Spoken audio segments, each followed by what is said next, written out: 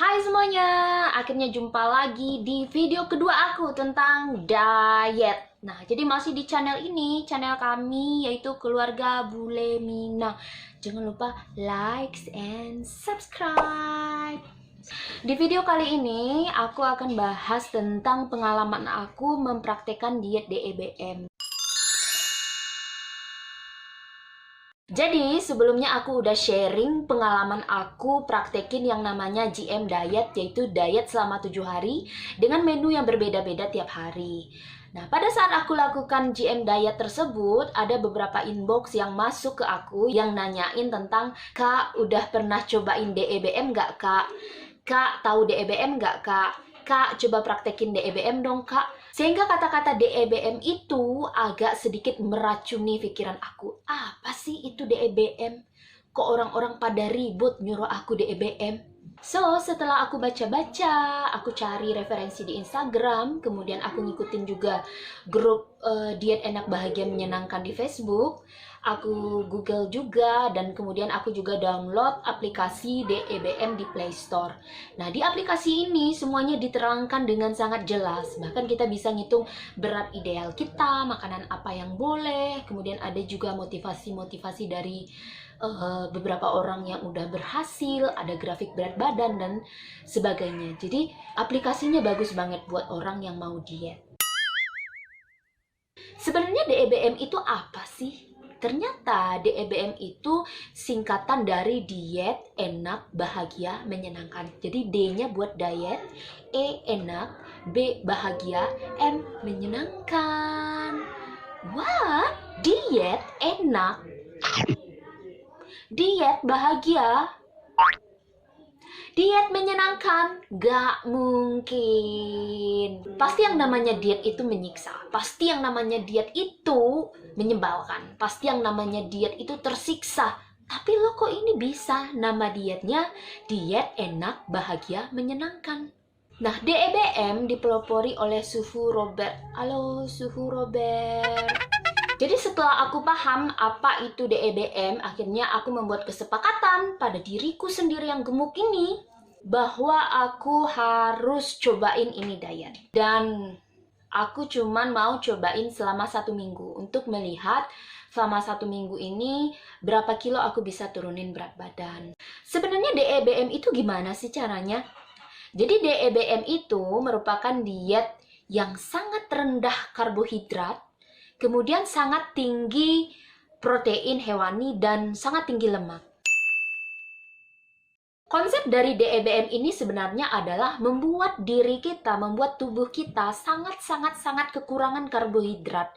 Jadi dalam kondisi kekurangan karbohidrat, otomatis tubuh akan menggunakan lemak sebagai bahan bakar. Jadi kalau kita ambil kesimpulan, ketika kita konsumsi karbohidrat, kemudian kita konsumsi lagi lemak, maka lemak hanya akan menjadi cadangan makanan. Tidak akan dibakar kalau kita tidak olahraga sama sekali.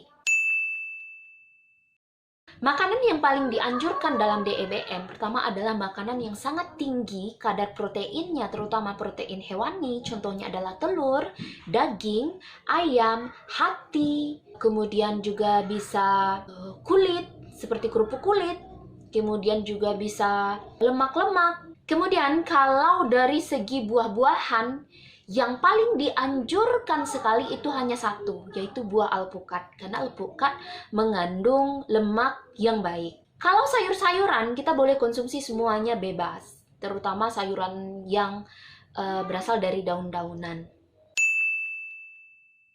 Kemudian makanan yang paling terlarang di dalam DEBM itu tentu saja makanan yang banyak mengandung karbohidrat atau gula. Apa itu? Tentu seluruh makanan pokok, termasuk nasi, ketan, kentang, mie, tepung-tepungan, kemudian seperti juga pisang, apel, berbagai buahan yang banyak mengandung gula. Kemudian juga yang dilarang, yang nggak boleh itu adalah tahu dan tempe. Dari pengalaman yang aku lakuin, itu pertama jam 7 sampai jam 8 pagi itu paling wajib yang namanya sarapan. Jadi di DEBM sarapan itu wajib.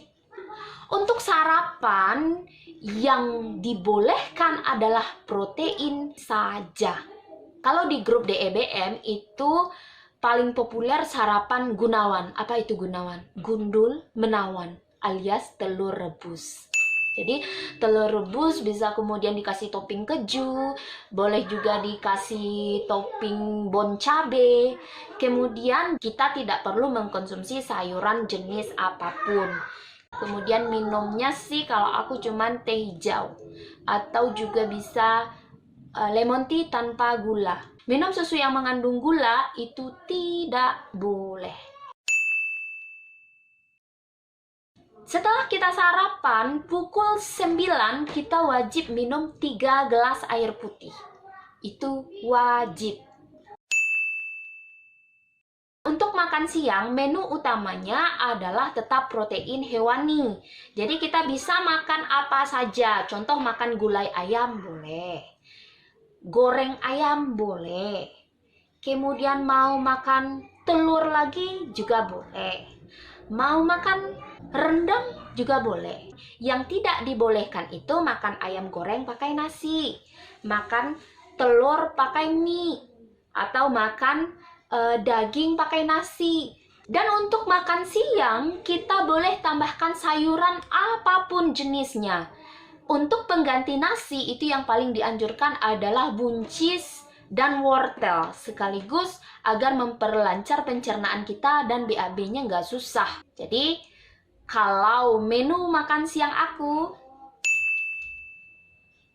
kemudian lagi, aku menambahkan sosis dalam menu aku karena sosis mudah didapatkan. Tapi ingat, kalau kita mau pakai sosis, harus sosis yang premium. Sosis yang tidak banyak mengandung tepung. Di dalam DEBM, sosis yang dianjurkan itu adalah sosis merek Bernardi. Setelah makan siang, kita lanjut lagi pukul 3 sore, wajib kembali minum air 3 gelas lagi, air putih. Minum air putih 3 gelas lagi. Ketika sore-sore kita lapar, kita boleh ngemil keju goreng. Kemudian juga bisa bikin cemilan-cemilan DEBM dengan menu-menu atau resep spesial dari DEBM yang mana betul-betul tanpa gula dan tanpa tepung. Contohnya, aku bikin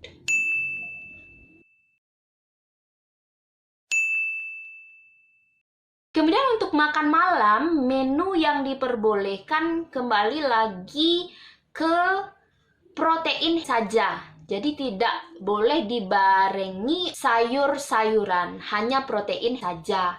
Kemudian juga kita usahakan bahwa makan malam kita harus sebelum jam 6 malam.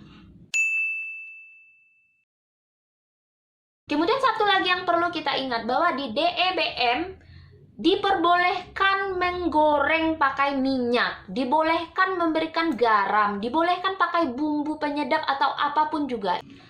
Selain itu, ada beberapa lagi jenis makanan-makanan yang bisa kita konsumsi selama diet DEBM.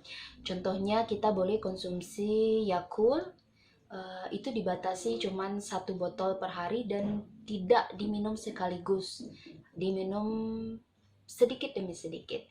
Kemudian juga yang kedua kita bisa konsumsi sura alias santan sunkara. Nah, jadi ada berbagai macam cara mengkonsumsi sura. Pertama yaitu sura dicampur dengan air hangat, kemudian dikasih garam sedikit. Tapi selama pengalaman aku diet, aku nggak pernah coba minum sura. Karena kalau kita minum sura, dalam sehari itu kita tidak boleh mengkonsumsi wortel. Karena dalam wortel masih mengandung sedikit karbohidrat. Kemudian kita juga bisa mengkonsumsi susu UHT, alias susu yang tidak mengandung gula sedikit pun.